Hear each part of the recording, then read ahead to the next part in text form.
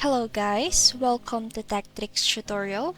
In today's video, I'll show you how to use Airtable for project management. So the first thing that you need to do is to go to Airtable website, and here as you can see we have different categories. We have grade, calendar, gallery, and many other categories up here. And let's create a form. So here we can decide it's either collaborative or personal. You can choose between those two.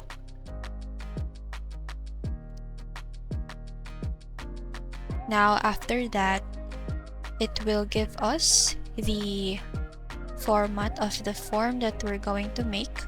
So here you can add the fields of name and notes and many other fields here. Just click on this one to add to your form. You can add another field, this one. You have a lot of different types of fields right here. For example, here we can name it rating. And then save. Now it will be added to our form.